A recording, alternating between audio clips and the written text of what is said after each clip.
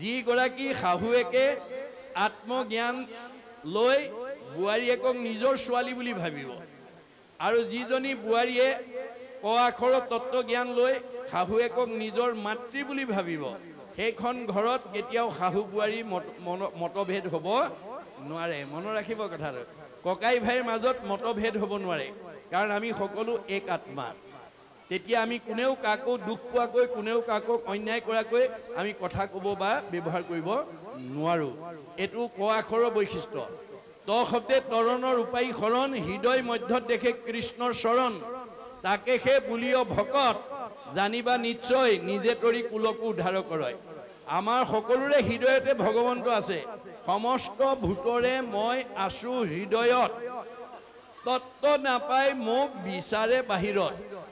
আমাৰ এতিয়া বহুত মানুহে হৃদয়ৰ কৃষ্ণক নিবিচাৰি বাহিৰত বিচাৰি ফুৰিছে তপ জপ যজ্ঞ কৰি। তেতিয়াহ'লে এই কৰ্ম মাৰ্গত যাৰ বিশ্বাস হ'ব ভগৱন্তক আপুনি লগ পাব নোৱাৰিব। কৰ্মত বিশ্বাস যাৰ হিয়াত থাকন্ত হৰি, অতিশয় দূৰহুন্ত তাৰ, দূৰতো বিদূৰহুন্ত তাৰ। আপোনাৰ হৃদয়তে কৃষ্ণ আছে, বহুত দূৰলৈ গুচি যাব। তাৰ উদাহৰণটো দ্ৰৌপদীয়ে দেখুৱাই থৈ গৈছে।